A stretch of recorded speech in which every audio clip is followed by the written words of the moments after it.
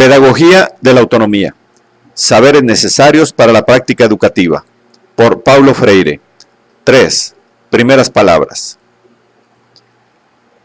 La cuestión de la formación docente, junto a la reflexión sobre la práctica educativa progresista en favor de la autonomía del ser de los educandos, es la temática central en torno a la cual gira este texto.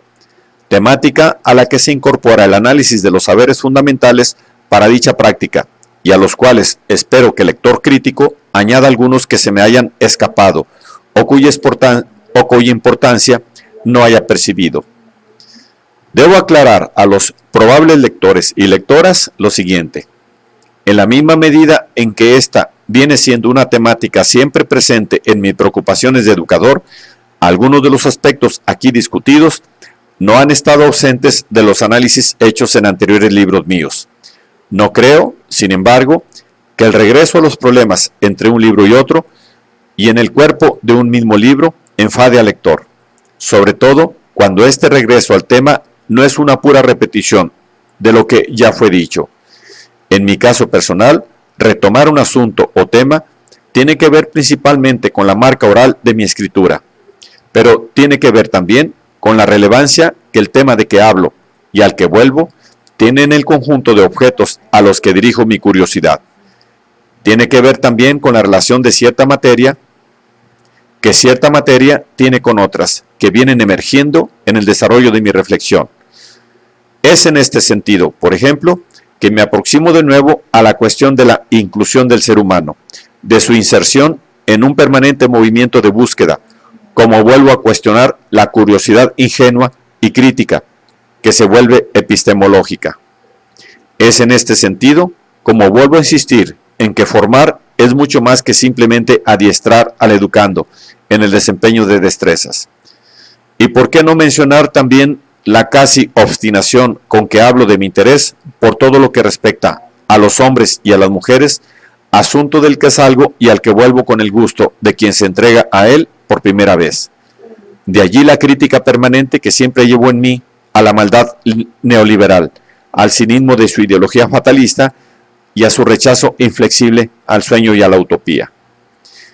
De allí el tono de rabia, legítima rabia, que envuelve mi discurso cuando me refiero a las injusticias a que son sometidos los harapientos del mundo. De allí mi total falta de interés en, no importa en qué orden, asumir una actitud de observador imparcial, objetivo, seguro, de los hechos y de los acontecimientos. En otro tiempo, pude haber sido un observador accidentalmente imparcial, lo que, sin embargo, nunca me apartó de una posición rigurosamente ética.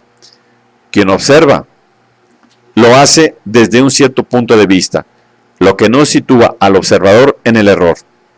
El error, en verdad, no es tener un cierto punto de vista, sino hacerlo absoluto y desconocer que aún desde el acierto de un punto de vista es posible que la razón ética no esté siempre con él.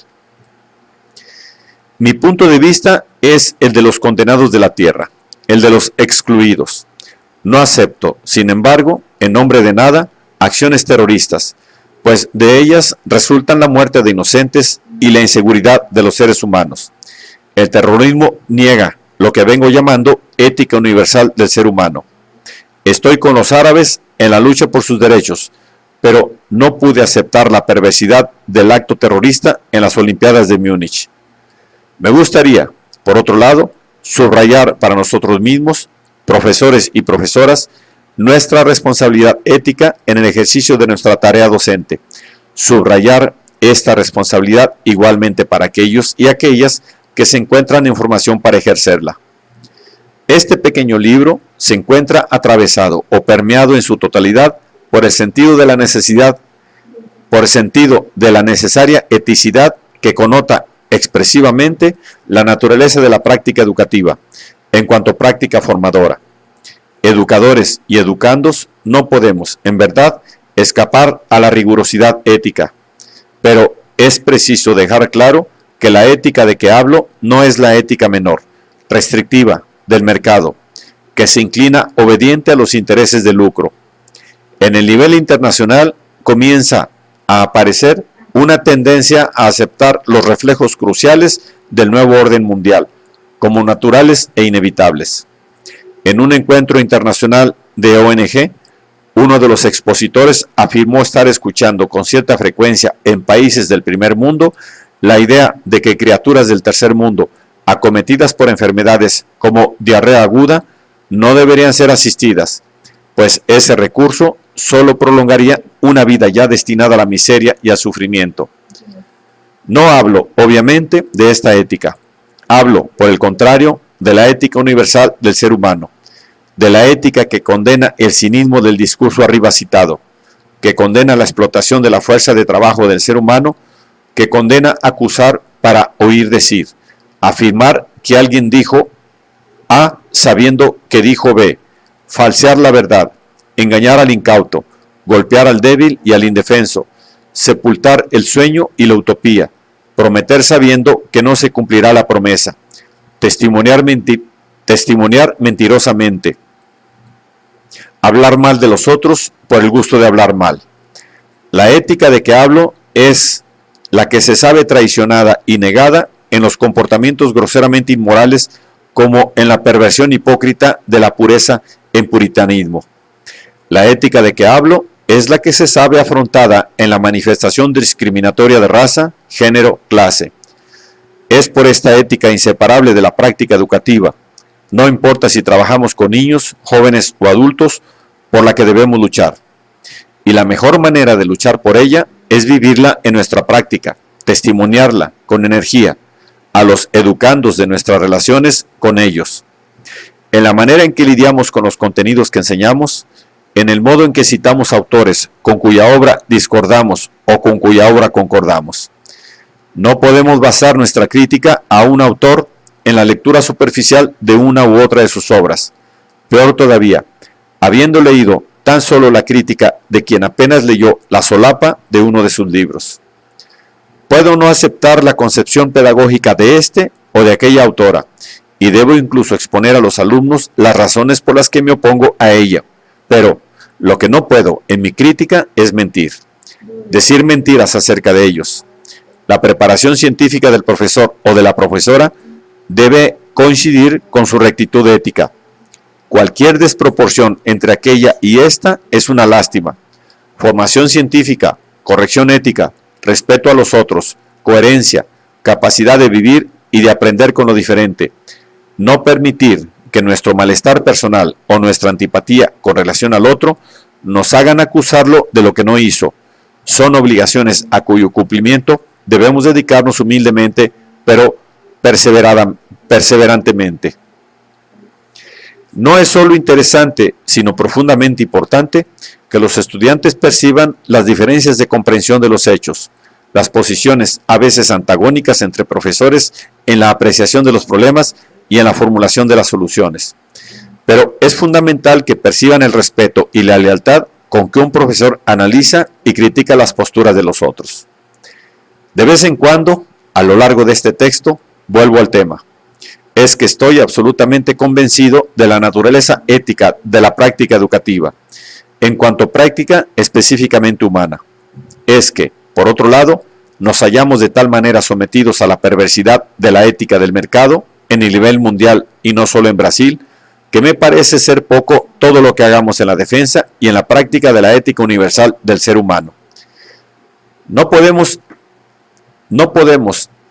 asumirnos como sujetos de la búsqueda, de la decisión, de la ruptura, de la opción, como sujetos históricos, transformadores, a no ser que nos asumamos como sujetos éticos. En este sentido, la transgresión de los principios éticos es una posibilidad, pero no una virtud. No podemos aceptarla. Al sujeto ético no le es posible vivir sin estar permanentemente expuesto a la transgresión de la ética. Por eso mismo, una de nuestras peleas en la historia es exactamente esta: hacer todo lo que podamos en favor de la eticidad sin caer en el moralismo hipócrita, de sabor reconocidamente farisaico. Pero también forma parte de esta lucha por la eticidad rechazar con seguridad las críticas que ven en la defensa de la ética precisamente la expresión de aquel moralismo criticado. Para mí, la defensa de la ética jamás significó su distorsión o negación. Sin embargo, cuando hablo de la ética universal del ser humano, estoy hablando de la ética en cuanto marca de la naturaleza humana, en cuanto algo absolutamente indispensable a la convivencia humana. Al hacerlo, estoy consciente de las posturas críticas que, infieles a mi pensamiento, me señalarán como ingenuo e idealista.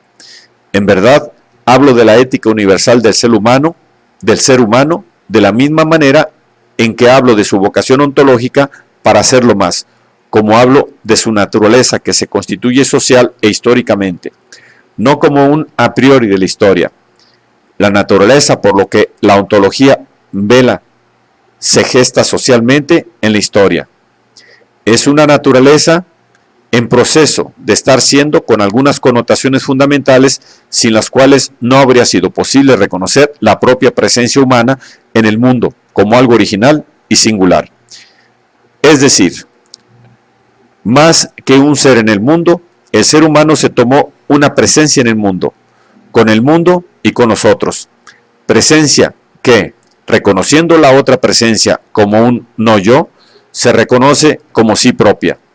Presencia que se piensa a sí misma, que se sabe presencia, que interviene, que transforma, que habla de lo que hace, pero también de lo que sueña, que constata, compara, evalúa, valora, que decide, que rompe. No es en el dominio de la decisión, de la evaluación, de la libertad, de la ruptura, de la opción, donde se instaura la necesidad de la ética y se impone la responsabilidad. La ética se torna inevitable y su transgresión posible es un desvalor, jamás una virtud. En verdad, sería incomprensible si la conciencia de mi presencia en el mundo no significase ya la imposibilidad de mi ausencia en la construcción de la propia presencia. Como presencia consciente en el mundo, no puedo escapar a la responsabilidad ética de mi moverme en el mundo. Si soy puro producto de la determinación genética o cultural o de clase, soy irresponsable de lo que hago en el moverme en el mundo. Y si carezco de responsabilidad, no puedo hablar de ética. Esto no significa negar los condicionamientos genéticos, culturales, sociales a que estamos sometidos. Significa reconocer que somos seres condicionados, pero no determinados. Reconocer que la historia es tiempo de posibilidad y no de determinismo, que el futuro, permítame reiterar, es problemático y no inexorable. Debo enfatizar también que este es un libro esperanzado, un libro optimista, pero no construido ingenuamente de optimismo falso y de esperanza vana. Sin embargo, las personas, incluso las de izquierda, para quienes el futuro perdió su problematicidad, el futuro es un dato dado. Es un dato dado. Dirán que él es más un devaneo de soñador inveterado. No siento rabia por quien piensa así, solo lamento su posición, la de quien perdió su dirección en la historia. La ideología fatalista, inmovilizadora, que anima el discurso liberal, anda suelta en el mundo, con aires de posmodernidad. Insiste en convencernos de que nada podemos hacer contra la realidad social, que, de histórica y cultural, pasa a tornarse casi natural. Frases como "la realidad es justamente así", "¿qué podemos hacer?" o "el desempleo en el mundo es una fatalidad de fin de siglo", expresan bien el fatalismo de esta ideología y su indiscutible voluntad inmovilizadora. Desde el punto de vista de tal ideología, solo hay una salida para la práctica educativa: adaptar al educando a esta realidad que no puede ser alterada. Lo que se necesita, por eso mismo, es el adiestramiento técnico indispensable para la adaptación del educando, para su sobrevivencia. El libro con el que vuelvo a los lectores es un decisivo, no a esta ideología que nos niega y humilla como gente. Cualquier texto necesita de una cosa: que el lector o la lectora se entregue a él de forma crítica, crecientemente curiosa. Esto es lo que este texto espera de ti, que acabaste de leer estas primeras palabras. Paulo Freire, Sao Paulo, septiembre de 1996.